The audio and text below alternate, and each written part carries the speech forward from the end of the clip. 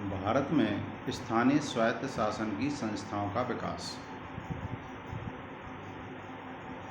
इस शीर्षक के साथ मैं डॉक्टर यादव सिंह, सहायक आचार्य लोक प्रशासन, आपके समक्ष आज की क्लास में उपस्थित हूँ। इस शीर्षक के माध्यम से आज हम ये जानेंगे कि भारत में स्थानीय स्वायत्त शासन की संस्थाओं का जो विकास हुआ था, क्रमिक विकास हुआ था, वो किस प्रकार और कितने चरणों में हुआ था। हम प्रारंभ से ही आरंभ करते हैं। प्राचीन भारत में आज की भांति ही स्थानीय शासन को नगरीय एवं ग्रामीण क्षेत्रों में विभाजित किया हुआ था। अर्थात प्राचीन भारत में भी स्थानीय शासन ग्रामीण और नगरीय दो क्षेत्रों में विभाजित था। वैदिक युग में जब नगरों का कोई विशेष स्थान नहीं था, अर्थात वैदिक युग में नगर इतने विकसित और समृद्ध नहीं थे, तब ग्रामीण शासन अधिक महत्वपूर्ण माना जाता था। गांव की पंचायतें जो लोगों के द्वारा संगठित होती थी, अर्थात ग्राम पंचायतों का निर्माण, उनकी संगठनात्मक संरचना, कार्यप्रणाली वो वहाँ के स्थानीय लोगों द्वारा ही निर्धारित होती थी और प्रशासकीय और न्यायिक कार्यों का निष्पादन करती थी। अर्थात ग्राम पंचायतें क्या क्या कार्य करती थी? प्रशासकीय कार्य करती थी और न्यायिक कार्य करती थी। मनुस्मृति में भी राजा और गांव के बीच संबंधों की चर्चा मिलती है। मनुस्मृति जो हमारा प्राचीन ग्रंथ है, उसमें भी राजा और गांव के बीच संबंधों के बारे में उल्लेख किया गया है और ग्राम पंचायतों के बारे में भी उल्लेख है कि गांव की जो शासन संचालन व्यवस्था थी वो किसके माध्यम से होती थी, किस प्रकार होती थी। कौटिल्य के अर्थशास्त्र से यह प्रमाणित होता है कि राज्य ग्रामीण जीवन में न्यूनतम हस्तक्षेप करता था। क्यों? क्योंकि ग्रामीण स्तर पर ऐसी संस्थाएं थीं जो गांव के निवासियों की आवश्यकताओं को पूरा करने में सक्षम थीं।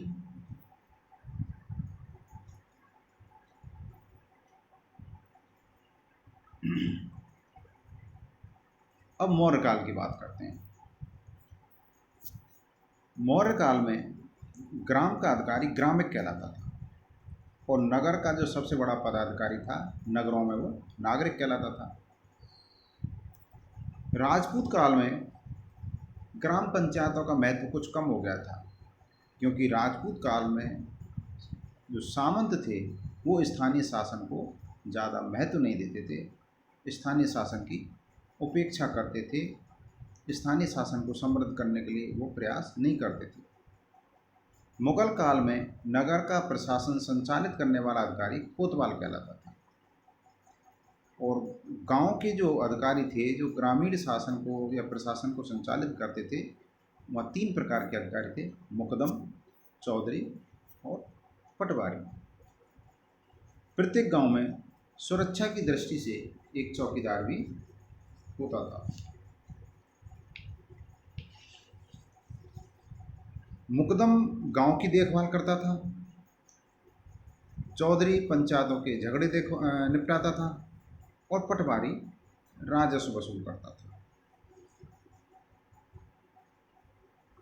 मुगल काल के बाद फिर ब्रिटिश काल आता है और यह एक महत्वपूर्ण काल है स्थानीय शासन के व्यवस्थित विकास की दृष्टि से, क्योंकि इस काल में स्थानीय शासन का जो विकास हुआ था वो व्यवस्थित तरीके से हुआ था।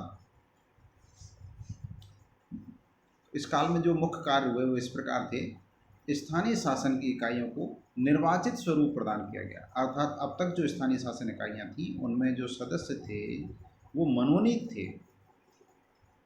अब स्थानीय शासन की इकाइयों को करारोपण की शक्तियाँ दी गई, वो कर लगा सकती थी, वसूल कर सकती थी। स्थानीय शासन की इकाइयों को प्रजातंत्र की पाठशाला के रूप में विकसित किया गया, अर्थात स्थानीय शासन की जो इकाइयाँ हैं उनको ये माध्यम बनाया गया कि उनसे लोगों को डेमोक्रेसी यानी प्रजातंत्र या लोकतंत्र की शिक्षा मिले कि लोकतंत्र का संचालन कैसे होता है। ब्रिटिश काल में ग्रामीण स्थानीय शासन की अपेक्षा नगरीय स्थानीय शासन की संस्थाओं के विकास पर अधिक ध्यान दिया गया था, जबकि वैदिक युग में ग्रामीण स्थानीय शासन पर अधिक ध्यान दिया जाता था, क्योंकि तब नगर इतने समुन्नत नहीं थे। ब्रिटिश भारत यानी ब्रिटिश काल में और स्वतंत्र भारत में स्थानीय शासन संस्थाओं के विकास काल को निम्न चरणों में या निम्न कालों में समझा जा सकता है। ब्रिटिश काल में भारत में स्थानीय शासन के विकास के 4 मुख्य चरण या काल हैं। जैसे प्रथम जो काल है वो 1687 से 1881 तक माना जाता है। द्वितीय काल 1882 से 1919 तक माना जाता है। तृतीय काल 1919 से 1935 तक, और चौथा जो काल है, समय है, वो 1935 से 1950 तक माना जाता है। 1950 में जब भारत ने अपना संविधान अंगीकृत कर लिया, तो उसके बाद स्थानीय शासन संस्थाओं के विकास विकास क्रम को 2 भागों में बांटा गया है। प्रथम जो कालक्रम है, कालखंड है, वो 1950 से 1992 तक माना जाता है, और द्वितीय कालखंड को 1993 से और अब तक माना गया है। अब हम क्रमवार व्यवस्थित रूप से एक एक काल या प्रत्येक काल के हिसाब से अध्ययन प्रारंभ करते हैं। प्रथम काल जो ब्रिटिश काल का है, 1687 से 1881 तक, इस काल में स्थानीय शासन का आरंभ 1687 से माना जाता है। 1687 में मद्रास में एक नगर निगम की स्थापना की गई थी। तब से माना जाता है कि ब्रिटिश भारत में नगरीय स्थानीय शासन का आरंभ हुआ। 1773 के रेगुलेटिंग एक्ट के द्वारा प्रेसिडेंसी नगरों में जस्टिस ऑफ पीस की नियुक्ति की गई। इन जस्टिस ऑफ पीस का मुख्य कार्य था कि नगर की सफाई और स्वास्थ्य व्यवस्था की देखभाल की जाए। 1793 के चार्टर एक्ट के द्वारा 1793 में एक एक्ट आया, उसके माध्यम से इन प्रेसिडेंसी नगरों में नगरीय शासन स्थापित करने की शक्तियां गवर्नर जनरल को सौंप दी गईं। अब इनमें नगरीय शासन स्थापित करने का कार्य गवर्नर जनरल के हाथों में आ गया। प्रेसिडेंसी नगरों के अलावा जो शहर थे, प्रेसिडेंसी नगर जहाँ अंग्रेज़ों की प्रेसिडेंसी थी, उन नगरों के अलावा जो शहर थे जहाँ अंग्रेज़ों की प्रेसिडेंसी नहीं थी, वहाँ पर नगरीय शासन या नगरीय प्रशासन की जो शुरुआत हुई थी वो पहरेदारी व्यवस्था से हुई थी। 1814 में समस्त बड़े नगरों में वार्ड समितियों का गठन किया गया, और जितने भी मकान मालिक थे उस नगर के, उन सबको उन वार्ड समितियों का सदस्य बनाया गया। इन वार्ड समितियों को ये उत्तरदायित्व दिया गया, अर्थात जिम्मेदारी दी गई थी कि चौकीदार के वेतन के भुगतान के लिए वो कर के माध्यम से पैसा इकट्ठा करें, और इस प्रकार जो पैसा इकट्ठा होगा उसमें से चौकीदार के वेतन का भुगतान कर दें। अगर चौकीदार के वेतन के भुगतान के पश्चात कुछ राशि शेष बचती है तो उसे नगर के विकास में खर्च किया जाए। 1870 में लॉर्ड मेयो के नाम से गवर्नर जनरल हुए।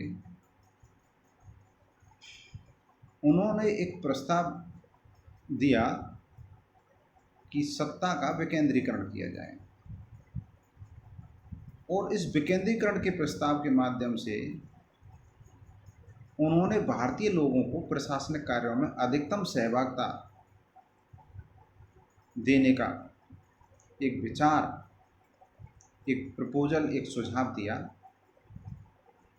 और नगरीय स्थानीय शासन की इकाइयों का विकास करने पर बल दिया कि नगरीय स्थानीय शासन की इकाइयाँ विकसित की जाएं, उनमें भारतीयों को भागीदारी दी जाए, जिससे सत्ता का विकेंद्रीकरण हो। तो 1687 से 1881 के बीच का जो प्रथम काल है स्थानीय शासन संस्थाओं के विकास का, इस काल की जो प्रमुख विशेषताएं इस प्रकार रहीं कि शासन के कार्यों का जो प्रमुख उद्देश्य था, स्थानीय शासन के कार्य जो किए जाने थे, वो प्रमुख उद्देश्य था ब्रिटिश हितों का संवर्धन करना। भारतीय हितों का संवर्धन नहीं, ब्रिटिश हितों का संवर्धन करना था। इसलिए स्थानीय शासन को विकसित किया जा रहा था। स्थानीय शासन की इकाइयाँ ब्रिटिश मनोनीत अधिकारियों के वर्चस्व में रहीं, अर्थात इस काल में जो स्थानीय शासन इकाइयों के पदाधिकारी थे वो निर्वाचित नहीं थे, वो मनोनीत व्यक्तियों का उनमें बहुमत था। स्थानीय शासन इकाइयों की रचना का उद्देश्य ब्रिटिश खजाने को राहत पहुंचाना था, अर्थात आम जनता के जो स्वास्थ्य सफाई जैसे जो मुद्दे थे वो इन संस्थाओं को सौंप दिए गए। इन कार्यों पर किए जाने वाला खर्च अब अंग्रेज़ों को नहीं करना था, वो स्थानीय शासन संस्थाओं को करना था। इससे इससे क्या होता, ब्रिटिश सरकार का जो राजस्व है वो बचता। स्थानीय शासन इकाइयों में प्रतिनिधियों के निर्वाचन की व्यवस्था को नहीं अपनाया गया, मनोनयन की व्यवस्था जारी रही और अधिकतर सदस्य सरकार द्वारा मनोनीत किए जाते थे। 1881 के बाद में फिर दूसरा काल जो शुरू होता है 1822 से 1919 का, इस द्वितीय काल में लॉर्ड रिपन के नाम से एक गवर्नर जनरल आए थे और लॉर्ड रिपन ने स्थानीय शासन संस्थाओं के विकास के लिए एक प्रस्ताव तैयार किया था। लॉर्ड रिपन के इस प्रस्ताव को स्थानीय शासन का मैग्ना कार्टा कहा जाता है। ये महान एक पत्र था, अधिकार पत्र था। इस प्रस्ताव का उद्देश्य था, इस प्रस्ताव के माध्यम से राजनीतिक और सार्वजनिक शिक्षा का विस्तार किया जाएगा। और ये राजनीतिक और सार्वजनिक शिक्षा किसको प्रदान की जाएगी, भारतीयों को प्रदान की जाएगी। इस प्रस्ताव के माध्यम से बुद्धिमान लोगों को स्थानीय शासन के कार्यों में भाग लेने के लिए प्रोत्साहित किया जाएगा। जो भारत के विद्वान लोग हैं, जो राजनीतिक और सार्वजनिक शिक्षा प्राप्त करने में रुचि रखते हैं, राजनीतिक और सार्वजनिक मामलों में के निस्तारण में रुचि रखते हैं, ऐसे लोगों को स्थानीय शासन के कार्यों में भाग लेने के लिए प्रोत्साहित किया जाएगा। लॉर्ड रिपन के प्रस्ताव की अन्य विशेषताएं थी कि प्रांतीय सरकारें स्थानीय शासन की संस्थाओं को उनके संवर्धन के लिए अधिक धनराशि उपलब्ध कराएं। ऐसा उनका सुझाव था कि प्रांत की सरकारें स्थानीय शासन को पैसा दें, धन दें, अनुदान दें, जिससे कि इन संस्थाओं का संवर्धन हो। जनता को राजनीतिक शिक्षा प्रदान करने के लिए स्थानीय शासन का विकास किया जाए। स्थानीय शासन संस्थाओं के माध्यम से जनता क्या करे, राजनीतिक शिक्षा प्राप्त करे, प्रजातंत्र की और लोकतंत्र की शिक्षा प्राप्त करे। नगरीय और ग्रामीण दोनों क्षेत्रों की स्थानीय शासन संस्थाओं में निर्वाचित सदस्यों का बहुमत रखा जाए, अर्थात अब तक इन संस्थाओं में मनोनीत अधिकारियों का, पदाधिकारियों का बहुमत था। इस मनोनयन के अनुपात को घटाया जाए और धीरे धीरे इन संस्थाओं में निर्वाचित प्रतिनिधियों की संख्या बढ़ाई जाए, जिससे कि जनता की हिस्सेदारी बढ़े। स्थानीय शासन संस्थाओं को समुचित वित्तीय सहायता दी जाए। वित्तीय सहायता देने से ये संस्थाएं ज़्यादा समृद्ध बनेंगी, इनका संवर्धन होगा और ये स्थानीय मामलों का बेहतर तरीके से, अच्छे ढंग से निस्तारण कर पाएंगी।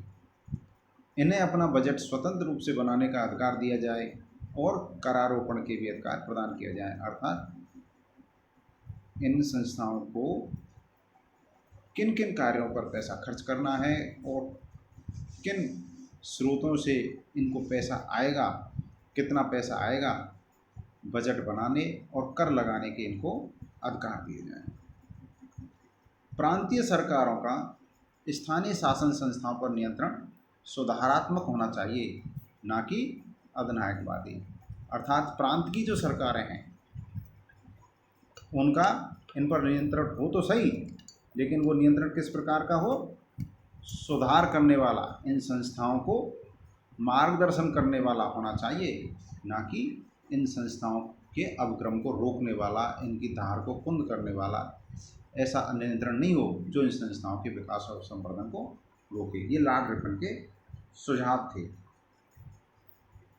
ऐसा भी माना गया कि स्थानीय शासन संस्थाओं को दायित्व दिए जाने से जिला प्रशासन और सरकारी विभागों का कार्यभार कम हो जाएगा, क्योंकि स्वास्थ्य, सफाई, पेयजल जैसे जो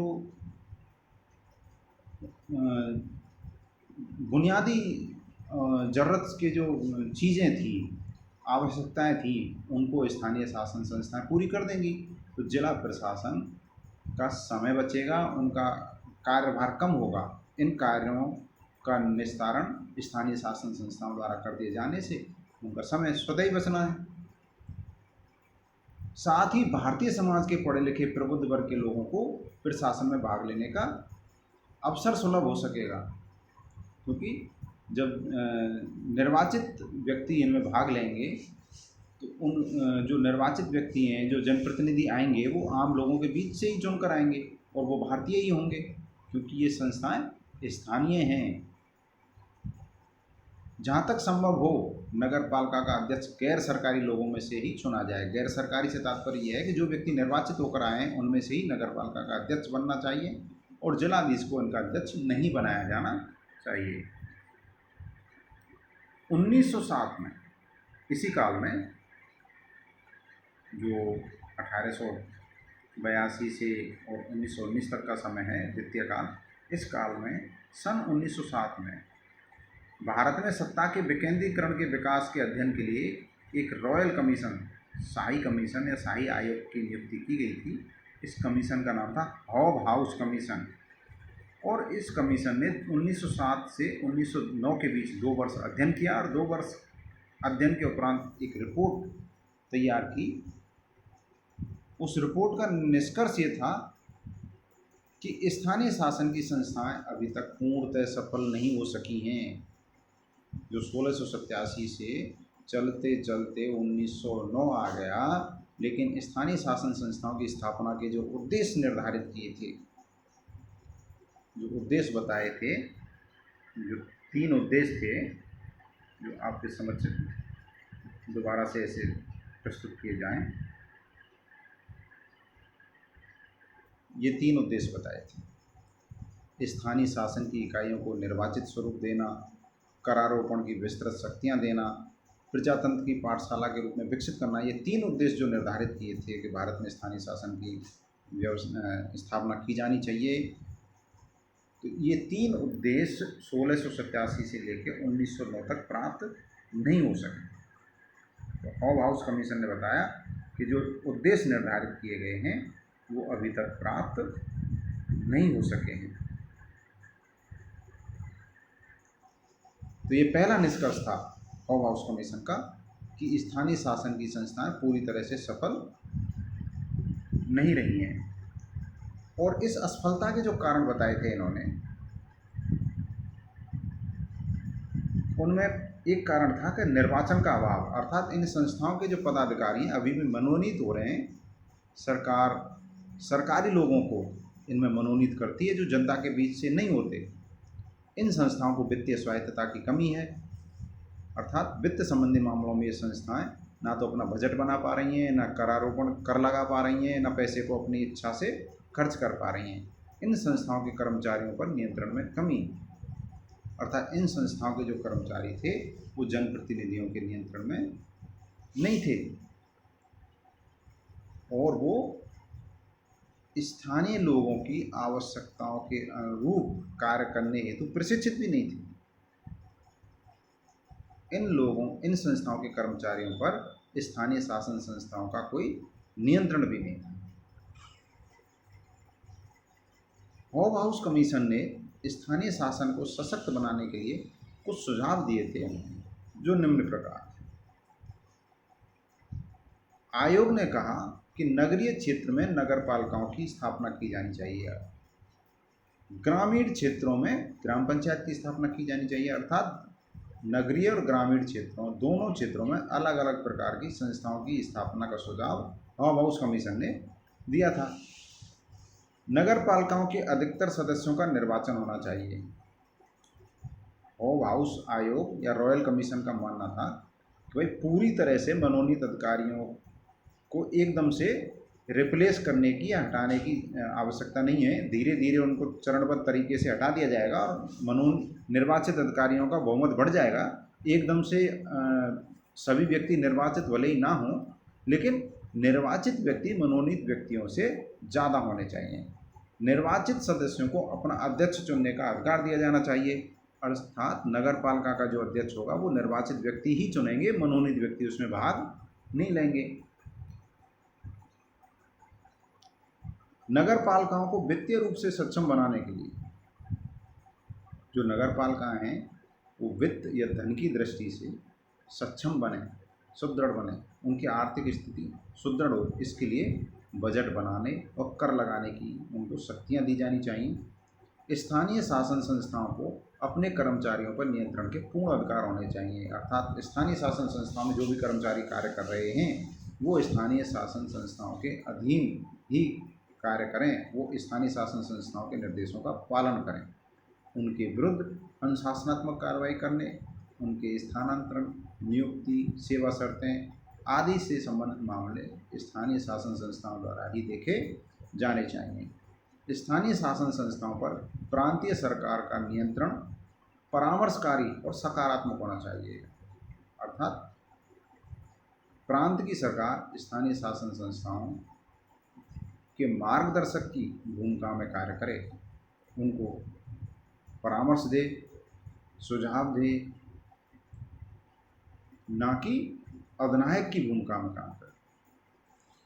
प्राथमिक शिक्षा का उत्तरदायित्व स्थानीय शासन संस्थाओं पर होना चाहिए।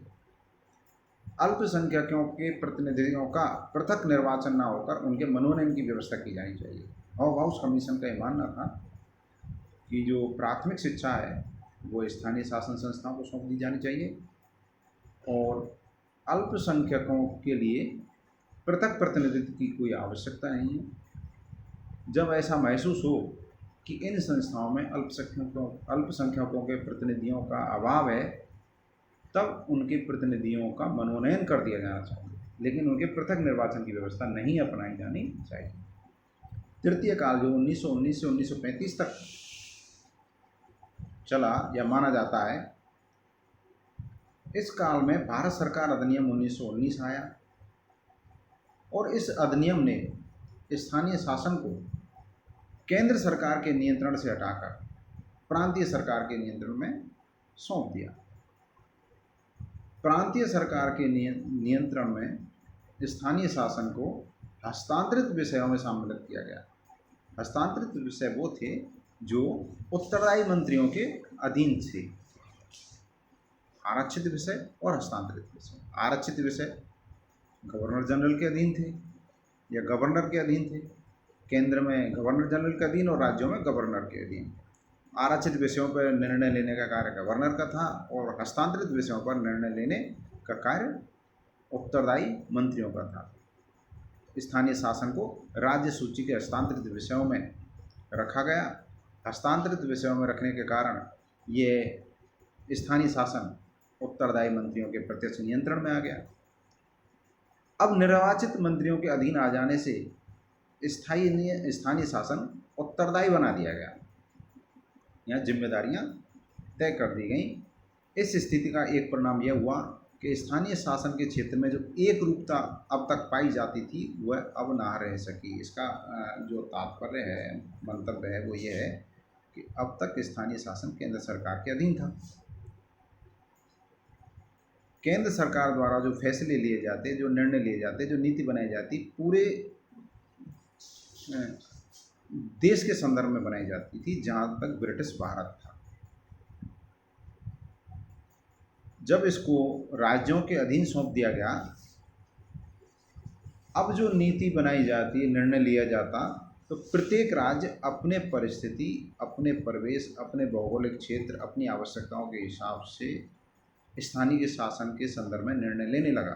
तो अब तक जो एक रूपता थी स्थानीय शासन में, वो एक रूपता अब नहीं रही, क्योंकि प्रत्येक जगह या प्रत्येक प्रांत के स्थानीय शासन के लिए प्रत्येक प्रांतीय सरकार अपने अपने हिसाब से निर्णय लेने लगी। प्रत्येक प्रांत अब इस नवीन स्थिति में पंचायतों, जिला बोर्डों और नगर पालिकाओं के लिए पृथक अधिनियम बनाने को स्वतंत्र था। अर्थात प्रत्येक राज्य अपने यहाँ स्थानीय शासन के संदर्भ में अपने अपने हिसाब से नियम बनाने को स्वतंत्र था। जो अपने अपने हिसाब से नियम बनाए जाएंगे तो एक रूपता का रहना संभव नहीं है। इस काल में विभिन्न प्रांतों द्वारा जो अधिनियम बनाए गए थे, उनमें मुख्य रूप से निम्नांकित व्यवस्थाएं की गई। यानी विभिन्न प्रांतों ने जो अलग अलग अधिनियम बनाए थे, लेकिन उनमें कुछ जो विशेषताएं ऐसी थीं जो सभी में पाई जाती हैं। जैसे स्थानीय शासन संस्थाओं का गठन पूर्ण रूप से निर्वाचन के आधार पर किया जाने लगा, क्योंकि अब तक स्थानीय शासन संस्थाओं में मनोनीत सदस्य अधिक थे और निर्वाचित कम, लेकिन अब निर्वाचित सदस्यों का बहुमत बढ़ गया। इन निर्वाचनों के लिए निर्वाचक मंडल का भी विस्तार किया गया, अर्थात मतदाताओं की संख्या बढ़ाई गई, मत देने वाले व्यक्ति बढ़ गए। पहले जो मतदाता होते थे वो जो कम संख्या में होते थे या कम क्षेत्र के लोग उसमें सम्मिलित होते थे, अब जो निर्वाचक मंडल है यानी मत देने वाले व्यक्तियों का जो समूह है उसका विस्तार किया गया। अब प्रशासकीय शक्ति जनता द्वारा निर्वाचित सदस्यों के हाथों में आ गई, क्योंकि अब तक वो प्रशासकीय शक्ति किसके हाथों में थी? मनोनीत व्यक्तियों के हाथों में थी, राज्य सरकार और केंद्र सरकार के हाथों में थी। और जो स्थानीय शासन संस्थाओं में पदाधिकारी थे वो सरकारी व्यक्ति थे, ना कि निर्वाचित। अब निर्वाचित व्यक्ति होने लग गए तो शक्ति, निर्वाचित व्यक्ति कौन होता है? जनता द्वारा निर्वाचित होता है, और निर्वाचित व्यक्ति के हाथ में शक्ति आने का तात्पर्य है शक्ति का जनता के हाथ में आना। स्थानीय शासन संस्थाओं के अध्यक्ष पद पर गैर सरकारी सदस्यों को प्रतिष्ठित करने की व्यवस्था की गई, अर्थात इन संस्थाओं के अध्यक्ष अब निर्वाचित व्यक्तियों द्वारा ही चुने जाने लगे। स्थानीय शासन संस्थाओं को अधिक प्रशासकीय शक्ति देने का वातावरण तैयार हुआ, ऐसा माहौल बन गया कि अब इनको अधिक शक्ति दी जाने की मांग की जाने लगी। ग्रामीण और नगरीय दोनों प्रकार की स्थानीय संस्थाओं को बजट निर्माण के क्षेत्र में पहले से अधिक शक्तियाँ दी गई, अर्थात हॉब हाउस कमीशन ने जो मांगे, जो सुझाव दिए थे कि भाई इनमें निर्वाचित प्रतिनिधियों की संख्या बढ़नी चाहिए, इनको करोड़ों कर देने चाहिए, इनको बजट निर्माण में छूट देनी चाहिए, गैर सरकारी सदस्य को इनका अध्यक्ष बनाना चाहिए, तो ऐसे जो सुझाव थे हॉब हाउस कमीशन के वो अब धरातल पर दिखने लगे कि वो क्रियान्वित किए जा रहे हैं। अब चतुर्थ काल आता है ब्रिटिश भारत में जो स्थानीय शासन संस्थाओं का चौथा काल है 1935 से, और ये भारतीय संविधान के लागू होने 1950 तक चलता है। भारत सरकार अधिनियम 1935 पारित हुआ और 1935 के अधिनियम के माध्यम से प्रांतीय स्वायत्तता की स्थापना हुई।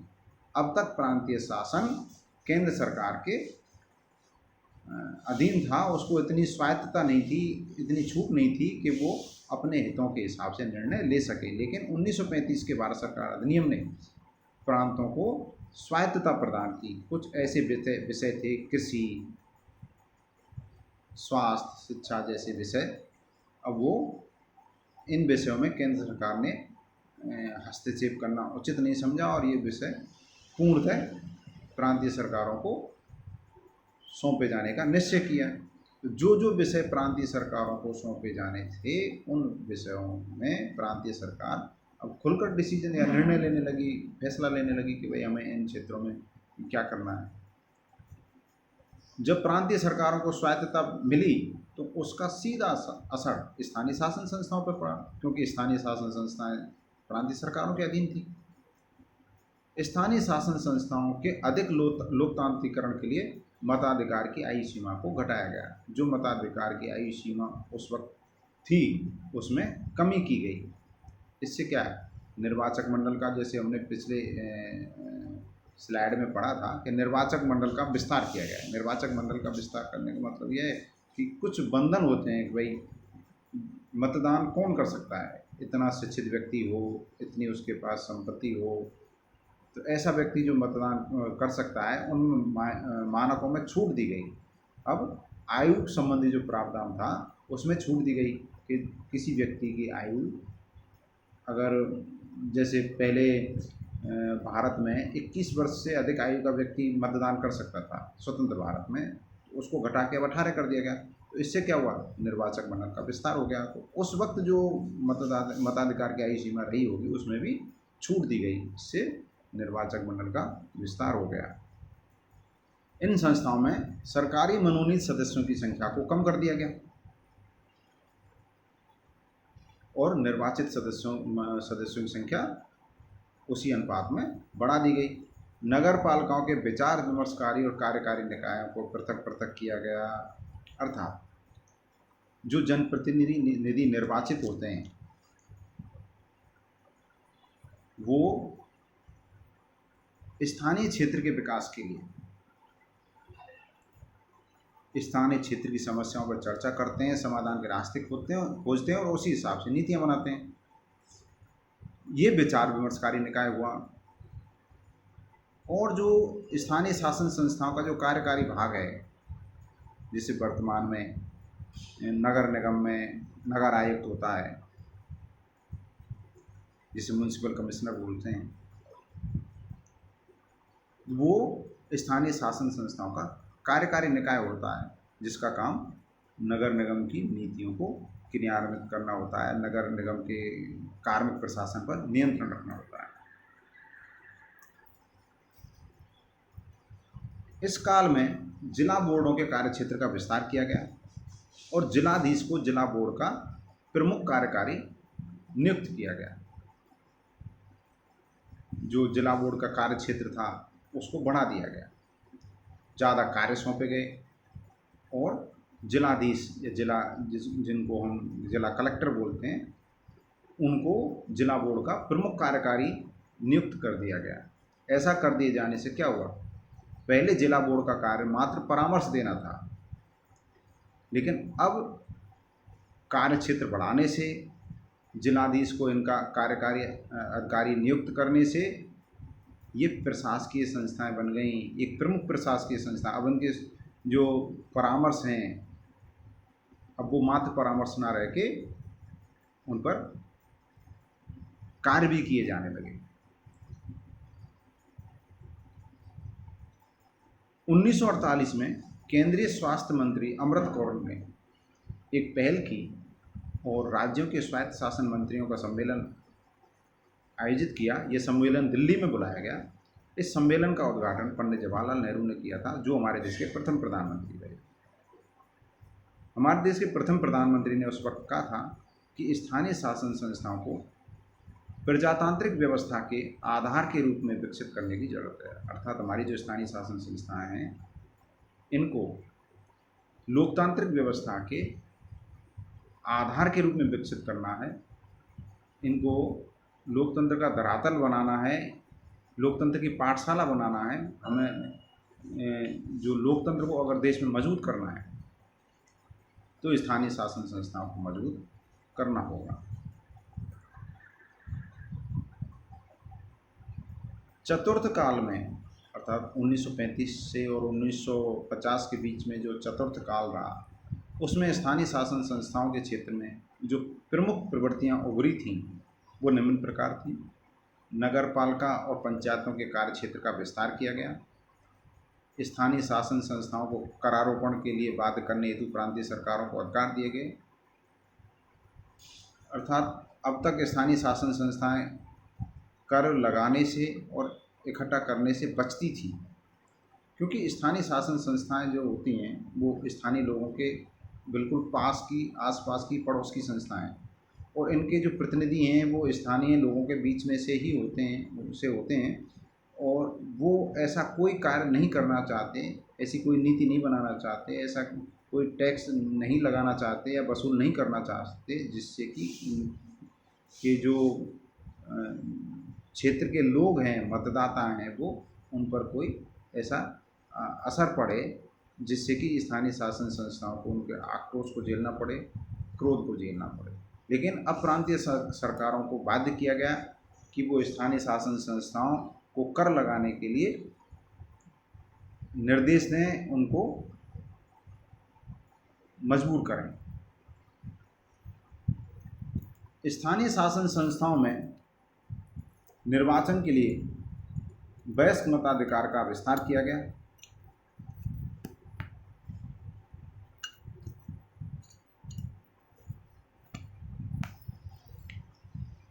अर्थात स्थानीय शासन संस्थाओं में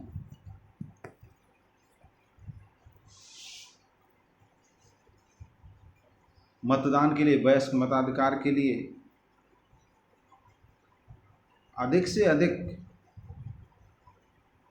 व्यक्ति जुड़ सकें, ऐसी व्यवस्था की गई। जैसे आयु सीमा को घटाना, शिक्षा के प्रावधान को घटाना या संपत्ति के प्रावधान को हटाना, या धर्म या जाति का कोई प्रावधान जो मतदाता सूची में सम्मिलित होने से रोकता हो, ऐसे प्रावधानों को हटाना। ऐसे प्रावधानों को इतना सरल करना जिससे कि मतदाता सूची में अधिक से अधिक लोगों के नाम जोड़े जा सकें। तो ये मताधिकार का विस्तार हुआ। स्थानीय शासन संस्थाओं को प्रजातंत्र की आधारशिला के रूप में मान्यता दी गई। स्थानीय शासन संस्थाएं थी, ऐसा माना गया कि ये संस्थाएं प्रजातंत्र को, लोकतंत्र को मजबूत करती हैं, लोगों के बीच में प्रजातंत्र की शिक्षा प्रदान करती हैं। ऐसा होने से जो लोकतांत्रिक शासन प्रणाली हमारे देश में अपनाई गई थी, इसका परिचय देश के सभी लोगों को मिलेगा। नगर पालिकाओं की विधायी और कार्यकारी शक्तियों का पृथक्करण किया गया, अर्थात नगर पालिकाओं में कार्यकारी और विचार विमर्शकारी निकायों को अलग किया गया। नीति निर्माण के लिए इनमें एक परिषद बनाई गई और निर्मित नीतियों को कार्य रूप में परिणत करने के लिए सरकार द्वारा एक अधिकारी नियुक्त किया जाने लगा, जो नगर निगम या नगर पालिका नगर परिषद द्वारा निर्मित नीतियों को क्रियान्वित करने लगा। स्थानीय शासन संस्थाओं पर जिलाधीश के माध्यम से प्रांतीय सरकारों के नियंत्रण को स्थापित किया गया। प्रांतीय सरकारें स्थानीय शासन संस्थाओं पर अब जिलाधीश के माध्यम से नियंत्रण करने लगी। स्थानीय शासन संस्थाएं अपने अधिकार क्षेत्र में काम करें, सरकार की नीतियों के हिसाब से काम करें, क्षेत्र की आवश्यकताओं के हिसाब से काम करें। इन सब चीज़ों को देखने के लिए राज्य सरकार को समय समय पर प्रतिवेदन देने के लिए जिलाधीश को उत्तरदायी बनाया गया। ब्रिटिश काल के बाद अब स्वतंत्र भारत में स्थानीय शासन संस्थाओं के विकास को दो भागों में अध्ययन की दृष्टि से हम बांट सकते हैं। प्रथम जो काल है 1950 से 1992 तक है, क्योंकि 1950 में भारत में संविधान को अंगीकृत किया गया था। भारत का स्वयं का संविधान जो लागू हुआ 26 जनवरी 1950 को हुआ था। इस संविधान के अंतर्गत स्थानीय शासन को राज्य सूची का विषय घोषित किया गया, जो कि पहले से ही प्रांतीय शासन की सूची में था, अब भी उसको राज्य सूची में रखा गया। संविधान ने स्थानीय शासन की ग्रामीण संस्थाओं को अधिक महत्व प्रदान किया, क्योंकि हमारे देश की 80% आबादी उस वक्त गाँव में निवास करती थी। इसलिए ग्रामीण स्थानीय संस्थाओं के बारे में राज्य के नीति निर्देशक संविधान के नीति निर्देशक तत्वों में विशेष चर्चा की गई। उसमें कहा गया संविधान में कि राज्य ग्राम पंचायतों का गठन करेगा और उन्हें इस प्रकार की शक्तियां देगा जिससे कि वे स्थानीय शासन की इकाइयों के रूप में अच्छी तरह से काम कर सकें। ऐसा संविधान के नीति निर्देशक तत्वों में कहा गया है।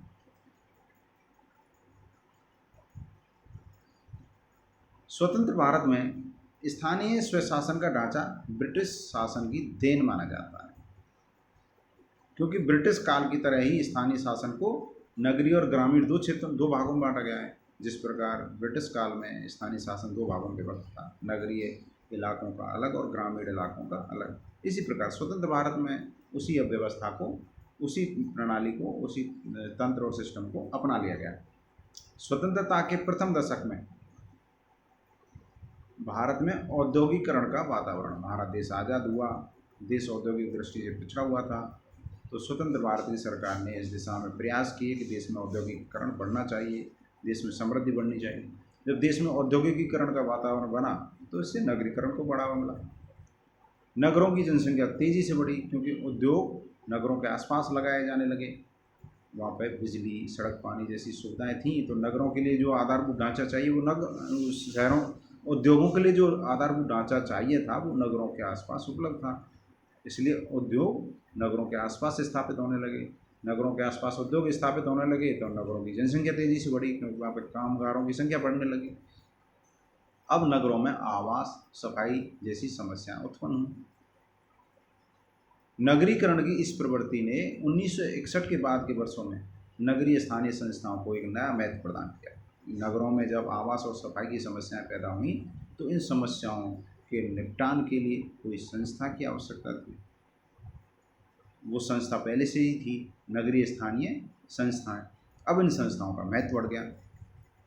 तृतीय पंचवर्षीय योजनाओं में नगरीय स्थानीय संस्थाओं की ओर विशेष ध्यान दिया गया। भारत सरकार ने भी, हालांकि ये राज्य सूची का विषय है स्थानीय शासन, लेकिन भारत सरकार ने भी इस दिशा में अपनी रुचि प्रदर्शित की। स्थानीय शासन संस्थाओं को समृद्ध और सुदृढ़ बनाने के लिए भारत सरकार ने कुछ आयोग गठित किए। जैसे 1951 में स्थानीय वित्त जांच समिति, 1963 में नगरपालिका कर्मचारी प्रशिक्षण समिति, 1963 में ही एक अन्य समिति थी नगरीय स्थानीय संस्थाओं के वित्तीय विकास के लिए मंत्रियों की समिति, 1966 में ग्रामीण नगरीय संबंध समिति और 1968 में नगरीय कर्मचारियों की सेवा शर्तों से संबंधित समिति। ये समितियां भारत सरकार ने गठित की थी और इन समितियों ने जो सिफारिश की, जो अपना प्रतिवेदन दिया, उन प्रतिवेदनों से राज्य सरकार को अवगत कराया।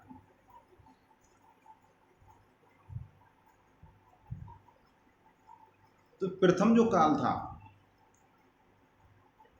स्वतंत्रता के पश्चात स्थानीय शासन संस्थाओं से ये अपेक्षा की गई थी कि वे राष्ट्र की शासन व्यवस्था का नियमित अंग बनेंगी और प्रजातांत्रिक विकेंद्रीकरण का सशक्त माध्यम बनेंगी। ये प्रथम काल में अपेक्षा की गई थी, उम्मीद की गई थी स्थानीय शासन संस्थाओं से कि वो प्रजातांत्रिक विकेंद्रीकरण का सशक्त माध्यम बनेंगी, मजबूत आधार बनेंगी।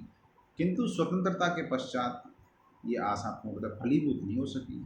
इस उम्मीद पर ये संस्थाएं खरी नहीं उतरी, क्योंकि स्थानीय शासन की ये संस्थान संविधान की रचना नहीं थी, संविधान में इनका उल्लेख नहीं था, संविधान में इनको कोई स्थान नहीं दिया गया था। राज्य सरकारों ने ना तो समय पर इनके चुनाव कराए, ना ही इन संस्थाओं की कार्यकुशलता बढ़ाने के लिए इनको पर्याप्त वित्तीय साधन उपलब्ध कराए।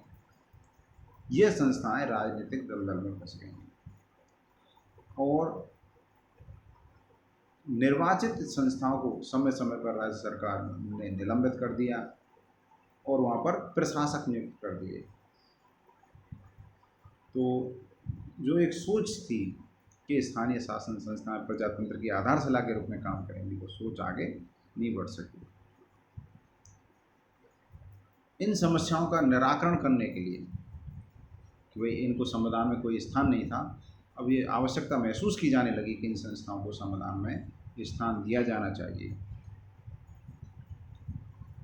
स्वतंत्र भारत में, अब ये दूसरा जो स्वतंत्र भारत में द्वितीय काल शुरू होता है, वो 1993 से अब तक जारी है।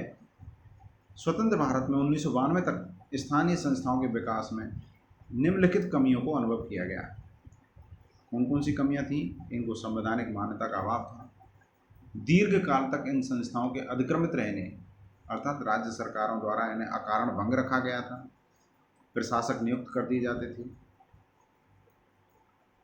तो ये भी एक कमी अनुभव की गई थी कि राज्य सरकार इनको समय समय पर बिना कारण के भंग कर देती है। मान्यता, संवैधानिक इनको मान्यता नहीं है, इनकी आर्थिक स्थिति खराब है, ना इनके पास पर्याप्त शक्ति है और अधिकार। इन संस्थाओं के चुनाव के आयोजन के लिए कोई प्रभावी संरचना नहीं थी, कोई चुनाव आयोग की व्यवस्था नहीं की गई थी, ना सरकार इनके नियमित चुनाव कराती थी कि इनका कार्यकाल पूरा हो गया फिर आगामी चुनाव कराए जाएँ। इन संस्थाओं में अनुसूचित जाति, अनुसूचित जनजाति और महिलाओं को पर्याप्त प्रतिनिधित्व की व्यवस्था नहीं थी, इनका प्रतिनिधित्व भी अपर्याप्त था। इन समस्याओं के निराकरण के लिए ये जो कमी है, ये जो न्यूनताएं हैं, इन संस्थाओं के कार्यक्रम में ये जो न्यूनता दर्शाई गई हैं, इनके निराकरण के लिए, इनके परिष्कार के लिए भारत सरकार ने संविधान में व्यापक संशोधन किए, जिन्हें हम पंचायती राज संस्थाओं के लिए 73वां संविधान संशोधन अधिनियम और नगरीय स्थानीय निकायों के लिए 74वां संविधान संशोधन अधिनियम के नाम से जानते हैं। 73वां संविधान संशोधन अधिनियम 24 अप्रैल 1993 को लागू हुआ और 74वां संविधान संशोधन अधिनियम 1 जून 1993 को भारत सरकार के द्वारा गजट में प्रकाशित होने के साथ में लागू हो गया। इस प्रकार आज के अध्याय में हमने भारत में स्थानीय स्वायत्त शासन की संस्थाओं के विकास के बारे में अध्ययन किया। धन्यवाद।